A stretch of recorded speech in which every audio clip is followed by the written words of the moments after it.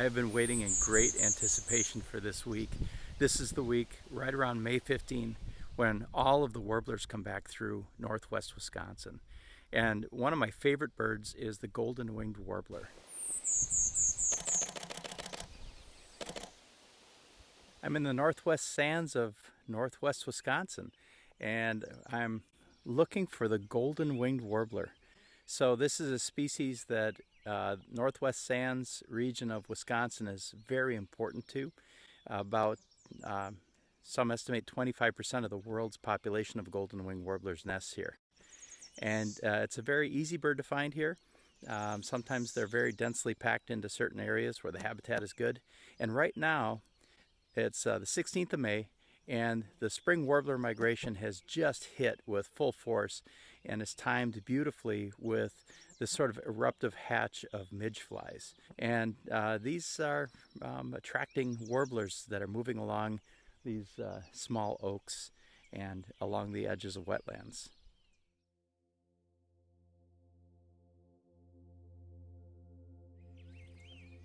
Like grouse, golden-winged warblers benefit from young forests, be it from fire or from logging.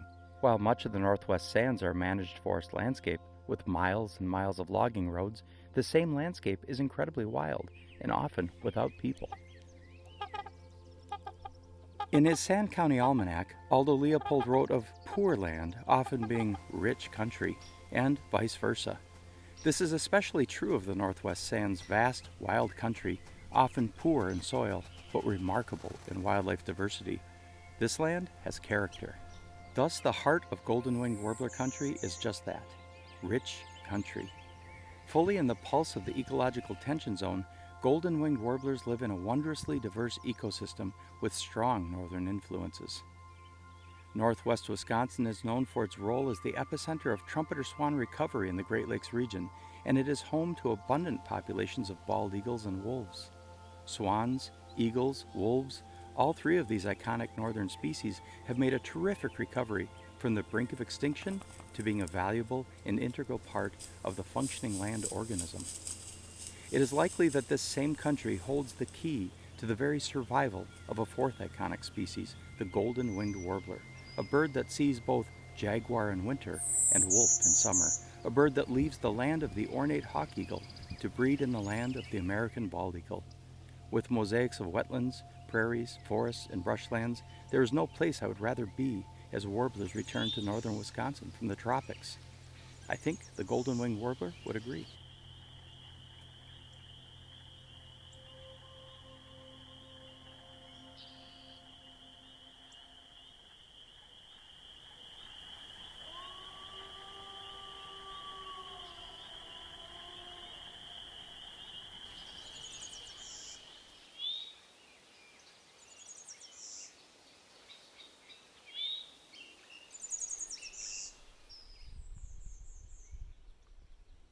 That was the song of the golden-winged warbler. And this area that I'm at here is an area that has been logged. It's one of these managed forest ecosystem areas on public land. And on this side of things, I have a wetland with a combination of very young aspen and then some willow. And so this area right here ends up being a really excellent place for golden-winged warblers. This is one of the prime habitat types that they experience nest success within. It's very important that there are some older trees like oak, and that they're able to come into these older forests with their young and forage. When they nest, they're nesting down in the thick stuff. They're nesting down close to the ground or on the ground, often in wetland edges and tangled thickets. So this is a really great spot for the golden-winged warbler. There's areas like this all over northwest Wisconsin, throughout the northwest sands and adjacent public lands. This area is a perfect spot for golden-winged warblers. Golden-winged warblers are a species that breed primarily in Wisconsin and Minnesota, parts of Ontario, and those areas hold 75% of the world's breeding population of golden-winged warblers. The local birds here in Wisconsin and Minnesota overwinter in Central America, and they do really well in countries like Costa Rica, for example, where about 25% of the land is put into habitat preservation. So golden-winged warblers have really only been here less than a week, actually probably just a few days for most of them. Some have only been here 1 or 2 days. But I have a highly territorial bird right back here doing a type 2 song already. And he's just right in these willows here. I'm going to see if I can move in a little closer and get a few pictures.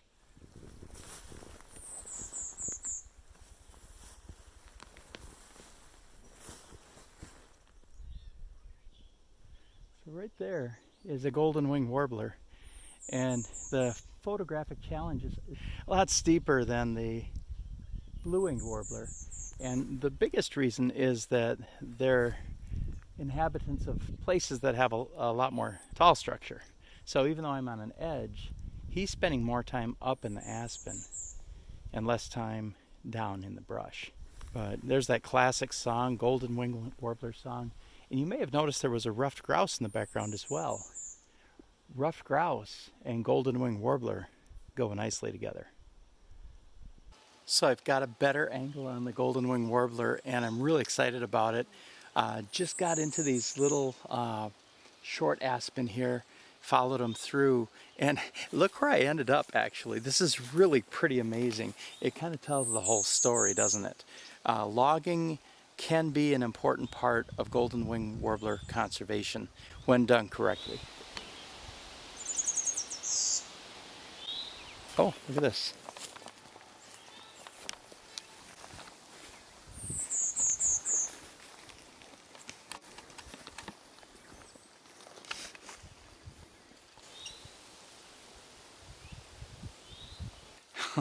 That was crazy good just now. Holy cow.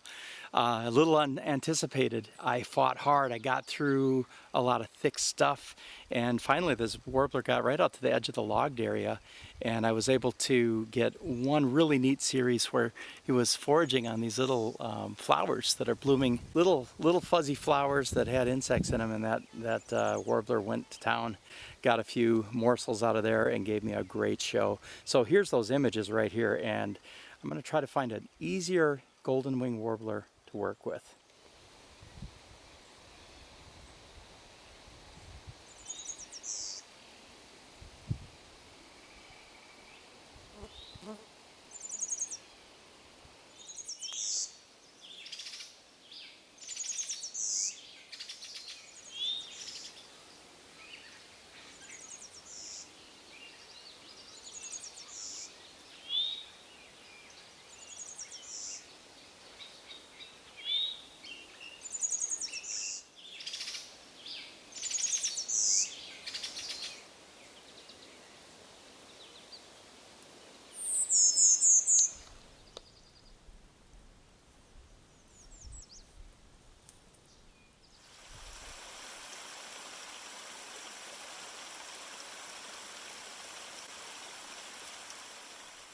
It's the 23rd of May. It's been a full week since I photographed that last golden-winged warbler, and I'm giving it another try. Last week was pretty good. Really looking for better perches and cleaner shots. So maybe with the overcast light, if I can pull out enough light, I can get a really nice, even, balanced, smooth image of a golden-winged warbler in song. So this is one of the prime types of habitats in which I find golden-winged warblers, and this is a sort of early succession brushland forest. It's a place where I find serviceberry, flowering chokecherry, jack pine, a lot of small oaks, prickly ash. This area here is really ideal, and I've got 2 golden-winged warbler territories, a blue-winged warbler territory, rose-breasted grosbeak, eastern towhee, common yellowthroat. This is a place I often find brown thrasher, field sparrow. Forests that are nearby, I can hear indigo bunting singing from the edges. It's a really great, diverse community, and it's sort of dominated by species of birds that are early successional species.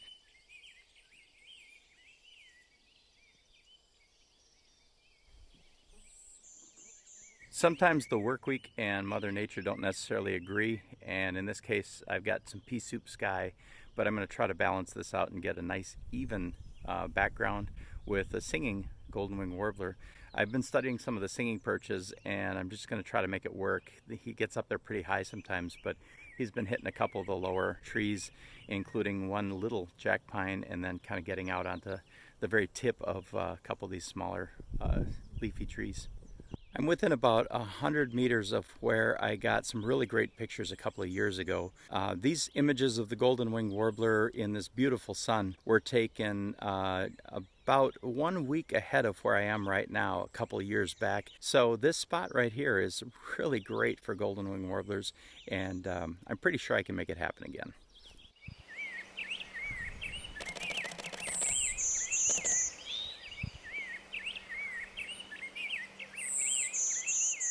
Oh, what do they call that? High key? That might be a little high key, but that's going to be a neat shot.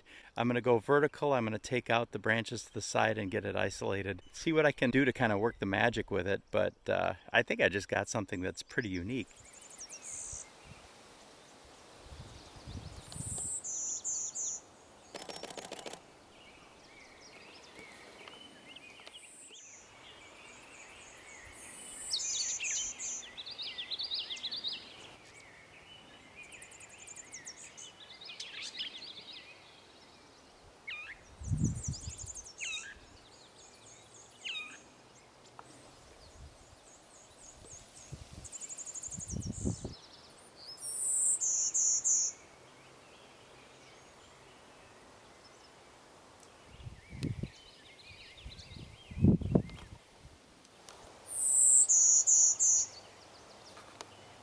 That worked out just about perfect.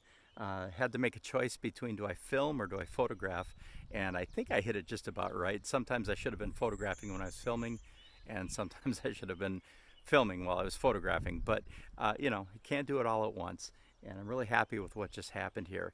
I'm going to keep trying, but reminder, find that bird, figure out what it's doing on its territory, learn its behavior, follow it around for a while, and opportunities are going to happen.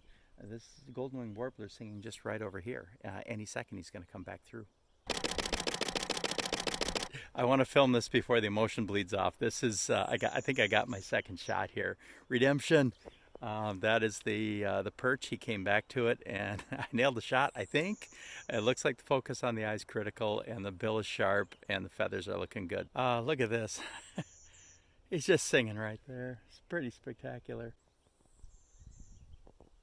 Overall, a good day in the Barrens, getting pictures of golden-winged warblers, and apparently he's still with me. He's right up there. Well, there it is, success. And I got some really unique images, some images that I don't think I've done before with this species.